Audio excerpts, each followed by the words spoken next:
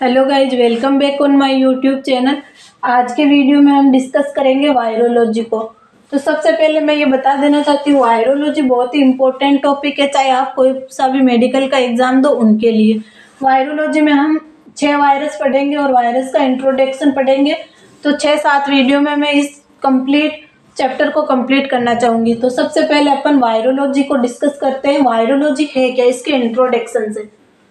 तो वायरोलॉजी क्या होती है? वायरोलॉजी मतलब स्टडी ऑफ वायरस। वायरस की स्टडी को क्या बोलते हैं? वायरोलॉजी बोलते हैं, स्टडी ऑफ वायरस। अब वायरस क्या चीज है उसको समझते हैं। स्टडी ऑफ वायरस क्या होगी? वायरोलॉजी। वायरस क्या चीज है उसको समझते हैं। तो वायरस क्या हो जाती है? वायरस होता है ऑब्लिगेट इंट्रासेल्युलर पैरासाइट। ऑब्लिगेट एक होता है, ऑब्लिगेट एक होता है फैकल्टेटिव। फैकल्टेटिव मतलब जिसके पास में ऑप्शन है कि वो इसके बिना भी रह सकता है। ऑब्लिगेट मतलब स्ट्रिक्टली। स्ट्रिक्टली मतलब इसके पास कोई ऑप्शन नहीं है, इसको लाइव रहने के लिए इसकी रिक्वायरमेंट है ही है। किसकी रिक्वायरमेंट है? इंट्रासेल्युलर पैरासाइट्स की। मतलब ये क्या करेगा? दूसरे की बॉडी के सेल के अंदर रहेगा। इंट्रासेल्युलर पैरासाइट की रिक्वायरमेंट होती है किसको? वायरस को। वायरस बिना पैरासाइट या फिर बिना इंट्रासेल्युलर पैरासाइट के लाइव नहीं रह सकता।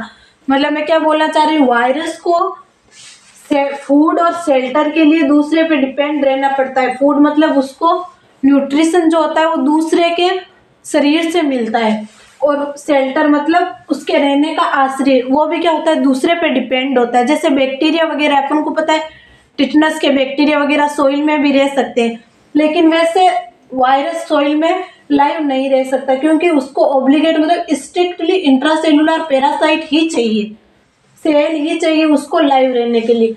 तो वो चीज होती है वायरस। उसके बाद में सेकंड पॉइंट है विदाउट सेल्युलर ऑर्गेनाइजेशन। तो अपन को पता है वायरस के जो वायरस होता है उसमें कोई भी सेल नहीं पाई जाती। बैक्टीरिया वगैरह में तो यूनिसेल्युलर होते हैं, सेल होती है, बट वायरस में कोई सेल नहीं पाई जाती, विदाउट सेल्युलर ऑर्गेनाइजेशन होता है। उसके बाद में इसमें वायरस में जेनेटिक मटेरियल कौन सा होता है? तो वायरस में जेनेटिक मटेरियल डीएनए भी हो सकता है, आरएनए भी हो सकता है। हम पढ़ेंगे इतने सारे वायरस है, उनमें देखेंगे कि जेनेटिक मटेरियल डीएनए है या आरएनए। वायरस में जब जेनेटिक मटेरियल डीएनए होता है ना, वो ज्यादा हार्मफुल होता है। मोस्टली वायरस जो होता है ना, उनमें आरएनए ही जेनेटिक मटेरियल होता है। लाइक आपने सुना होगा HIV virus, hepatitis virus. Hepatitis के भी अलग अलग टाइप है, अभी हम सारे डिस्कस करेंगे। तो वो देखते हैं कि डीएनए भी हो सकता है, आरएनए भी हो सकता है, लेकिन नेवर बोथ, दोनों साथ में कभी भी नहीं हो सकते। या तो जेनेटिक मटेरियल डीएनए होगा या जेनेटिक मटेरियल आरएनए होगा। और इनके जेनेटिक मटेरियल के बेसिस पे भी आगे अपन ने वायरस को डिसाइड किया है, आरएनए वायरस कौन कौन से और डीएनए वायरस कौन कौन से, उसके बारे में। तो जेनेटिक मटेरियल या तो डीएनए हो सकता है या आरएनए हो सकता है, नेवर बोथ, दोनों कभी भी साथ में नहीं होंगे।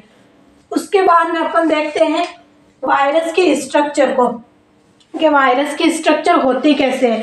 तो वायरस की स्ट्रक्चर को देखते हैं, यहाँ से विजिबल है। तो सबसे पहले वायरस की स्ट्रक्चर में क्या होता है? न्यूक्लिक, यहाँ से नहीं दिख रहा है ना। तो वायरस की सबसे पहले स्ट्रक्चर में क्या होता है? न्यूक्लिक एसिड होता है। अपन को पता है जेनेटिक मटेरियल होता है न्यूक्लिक एसिड। तो सबसे अंदर अंदर क्या होता है? Genetic material. वैसे ही वायरस में सबसे अंदर अंदर क्या होता है? न्यूक्लिक एसिड, इसका जेनेटिक मटेरियल होता है। उसके बाद में न्यूक्लिक एसिड के चारों तरफ क्या होता है? न्यूक्लियोकैप्सिड्स होते हैं। ये न्यूक्लिक एसिड हो गया, इसके चारों तरफ ये क्या हो गया? न्यूक्लियोकैप्सिड हो गया। और इसके चारों तरफ क्या होते हैं? कैप्सोमियर होते हैं। कैप्सोमियर क्या होते हैं? कैप्सोमियर जो होते हैं वो प्रोटीन की बनी हुई यूनिट होती है। कैप्सोमियर जो है वो प्रोटीन की बनी हुई यूनिट होती है। इसके चारों तरफ क्या होती है? कैप्सोमियर, जो प्रोटीन की बनी हुई यूनिट होती है। तो आप समझ गए स्ट्रक्चर में क्या होता है। सबसे पहले न्यूक्लिक एसिड, इसका जेनेटिक मटेरियल होता है, उसके चारों तरफ न्यूक्लियोकैप्सिड होता है, और उसके चारों तरफ क्या होता है? कैप्सोमियर होता है, जो प्रोटीन की बनी हुई कैप्सिड इकाई से बनी होती है। कैप्सोमियर प्रोटीन की बनी हुई यूनिट कैप्सिड से बना होता है। जो ये एक यूनिट है इसको अपन क्या बोल देंगे? कैप्सिड बोल देंगे। तो ये स्ट्रक्चर होती है वायरस की। क्या होता है? सबसे पहले न्यूक्लिक एसिड होता है अंदर, उसके बाद में न्यूक्लियोकैप्सिड होता है उसके चारों तरफ, और उसके चारों तरफ क्या होता है? कैप्सोमियर होता है। और इस कैप्सोमियर की एक यूनिट को अपन क्या बोलते हैं? कैप्सिड बोलते हैं। बहुत सारी कैप्सिड की यूनिट जो प्रोटीन की बनी होती है वो मिलके क्या बनाती है? कैप्सोमियर बनाती है। तो इस तरह से ये वायरस की स्ट्रक्चर हो गई। अब अपन देखते हैं वायरस में अपन को कौन कौन से वायरस पढ़ने हैं, मोस्टली जो एग्जाम में रिपीट होते हैं। तो hepatitis virus, HIV virus, rabies virus, polio virus, measles virus, measles, mumps, rubella, इन तीनों को साथ में पढ़ेंगे। उसके बाद में अपन पढ़ेंगे हर्पिज वायरस। तो ये 6 वायरस है जो सबसे ज़्यादा रिपीट होते हैं और ये यहाँ पे भी आते हैं। और फिर जब आप स्किन की डिजीज पढ़ोगे, कम्युनिकेबल डिजीज पढ़ोगे तो वहाँ पे भी रिपीट होंगे, तो उनको देख लेते हैं। तो हेपेटाइटिस वायरस में क्या क्या पढ़ेंगे, देखो। अब ऐसे आपको हेपेटाइटिस ऐसे लग रहा है कि हेपेटाइटिस ओनली बी होता है, लेकिन हेपेटाइटिस कितने टाइप का होता है? हेपेटाइटिस ए होता है, बी होता है, सी होता है, डी होता है और ई होता है। इतने सारे हेपेटाइटिस होते हैं। उनमें से जो बी हेपेटाइटिस बी वायरस होता है ना, और हेपेटाइटिस सी जो होते हैं ना, ये दोनों सेक्सुअली ट्रांसमिटेड होते हैं।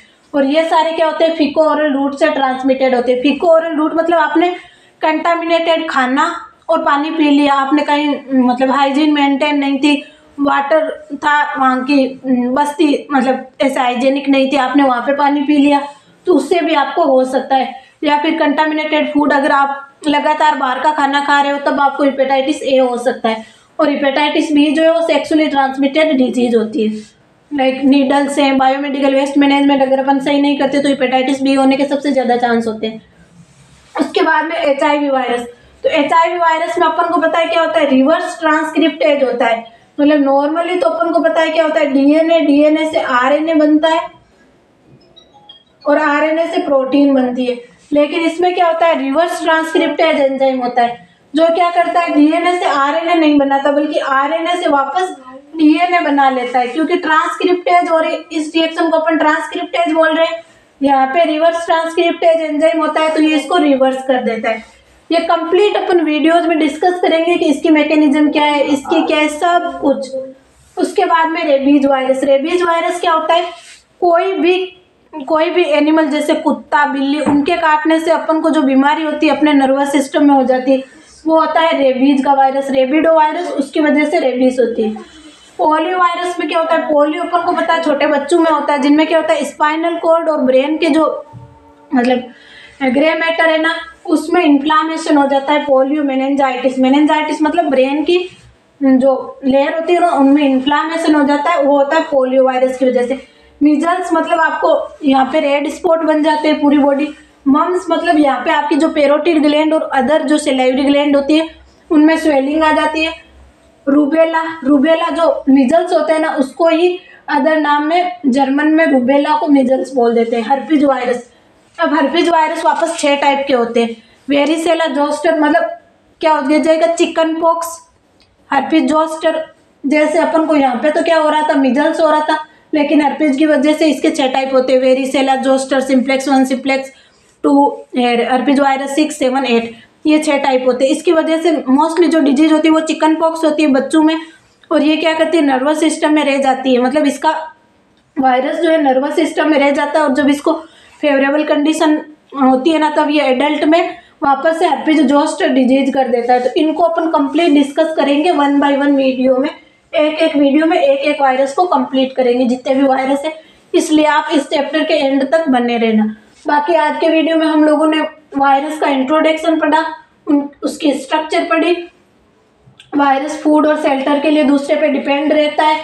इनमें जेनेटिक मटेरियल DNA भी हो सकता है, RNA भी हो सकता है। जैसे हेपेटाइटिस बी जो होता है ना, इसमें जेनेटिक मटेरियल DNA होता है, बाकी सब में जेनेटिक मटेरियल RNA ही होता है। और हर्पिज वायरस होता है ना, इसमें भी जेनेटिक मटेरियल DNA होता है।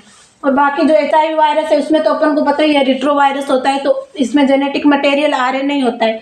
तो ये अपन ने कंप्लीट डिस्कस किया। अब कल अपन डिस्कस करेंगे हेपेटाइटिस वायरस को complete, A B C D जितने भी हेपेटाइटिस के वायरस है ना उनको।